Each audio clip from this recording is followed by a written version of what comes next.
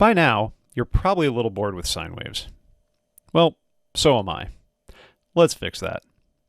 So, the first thing that we can do is to experiment with some oscillator types. Before we do that, though, I'm going to introduce two new objects, scope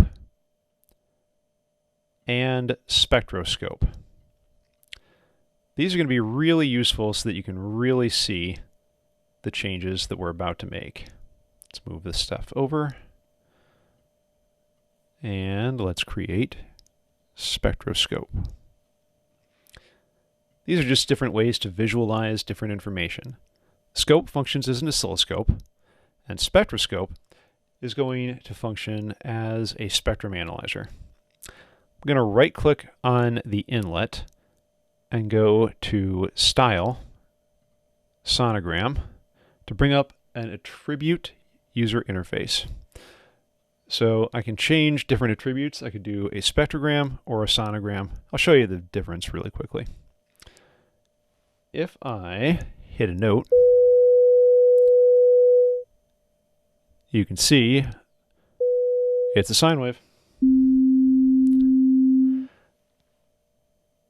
going to drop down a couple octaves so you can really see it. You might not be able to hear it though. Difference between spectrogram and the sonogram is that the sonogram shows you spectral information including overtones.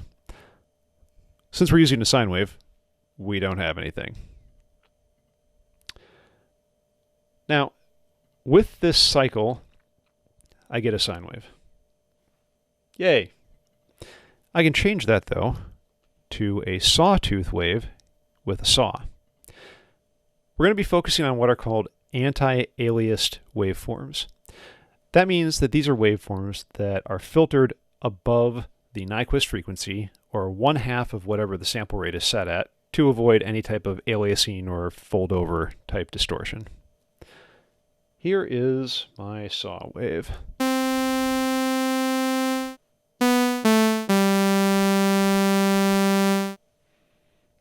And here's the sonogram.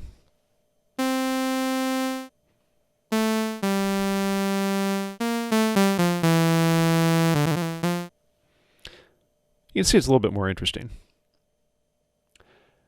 For another classic waveform, let's take a look at the pulse width modulation using rect.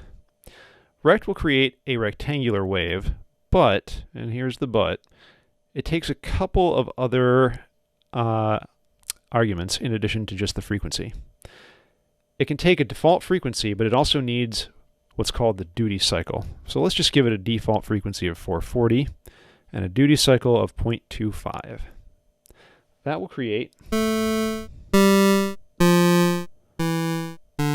this sound. Doing this is important, but the duty cycle is the most interesting part of this. I'm going to create a floating point number box, and if I set the inspector value of this float to go to a minimum of 0 and a maximum of 1, so I don't overshoot the boundaries, you'll see why this is so cool. If I set this at 0.5, I get a perfect rectangular square wave. The duty cycle is 50% on, 50% off. If I change that to 0.9, changes the harmonics. Even cooler,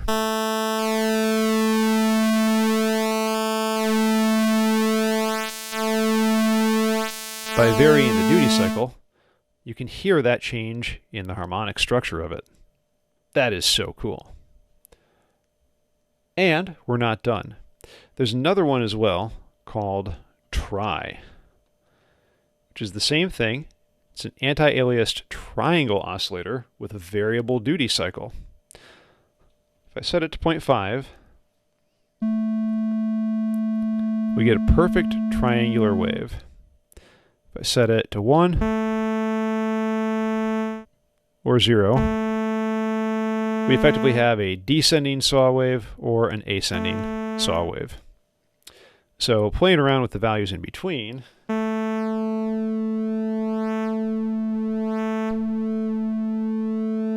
again, I can get some really fun things. This is a really, really cool set of oscillators to play with. So again, those are going to be cycle, saw, rect, and try for anti-aliased oscillators. There are some other oscillators you should be aware of, though.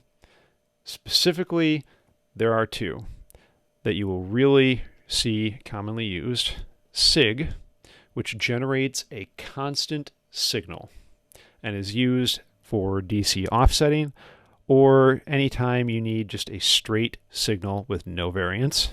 And then there is phasor. Phasor is a ideal wavetable that ramps up from 0 to 1 over the course of whatever you give it as a frequency setting. This means that it's effectively an ascending sawtooth wave, but it's not anti-aliased. Why would you want to use this when you have saw? Well, because it can be used to drive other values, creating linear ramps that are really, really, really useful as control signals. So keep in mind those two for later on when we get to them. Finally, let's talk about that ADSR envelope. We haven't done much with that, just about anything, in fact. Let's make it so that we can change the values on it. So to do this, I'm going to take a look at my inlets. I've got an attack inlet, decay, sustain, and release. All of these appear to be hot, which means that it will change the envelope immediately and output it. And all of them are signals or floats.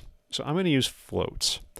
To do that, I'm going to create a new object. I'm going to use live.dial. Then hook it up. So this is going to be used to output milliseconds to the attack. So I'm going to open up the inspector. And let's take a look at that. So it's a floating point, and it's going to give me a range or enumeration of 0 to 127, but 127 milliseconds isn't that much. Let's do 0 to 2000. Kind of cool. And then for our name, we're going to change it to A. Now, I'm going to duplicate that and do the same thing. Change the name here to D because that will be our decay time. Then duplicate it again, move it over. This is going to be our R, our release time. There's a reason for that I'll get to in a second. That reason specifically is that for the sustain level, I don't want huge values. I want the sustain to be a percentage from 0 to 100%, or in terms of floating point numbers, 0 to 1. That is why I'm doing that one separately. We'll call that S, and then we're just going to tidy things up a smidge to make it a little bit cleaner on the interface. Well, maybe not. There we go. Okay. Oof, still off. All right. Now, if I change these values, you can see, because I'm using the live.dial, that it tells me what it's outputting. So here on sustain, we've got a little problem. Let's take a look at that. So it's giving me a float for the type. Range and enumeration is 0 to 1, but the unit style is set to int.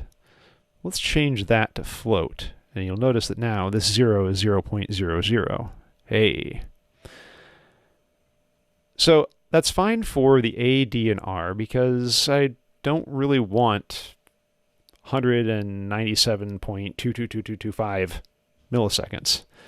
I just want 197 milliseconds. But for the sustain, because it is going from 0 to 1, I do want to make sure that I've set my unit style to float and my type to float. Doing this will give me the ability to create custom envelopes using the ADSR. So right now it's going to ramp up a little bit slower. Let's set it to 200. Decay will be effectively instant. Sustain at roughly, let's do 75%, 76. And then it's going to take 1.334 seconds to release. Let's hear that.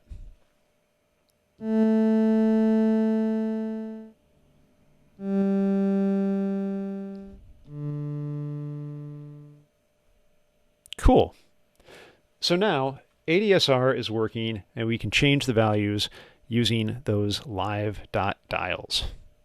I could also do this with regular max dial objects, but I just prefer the ability to use the live dot dials because they have the different options for the names, for the unit type. I just find them to be much more useful than the max dials, but your mileage may vary.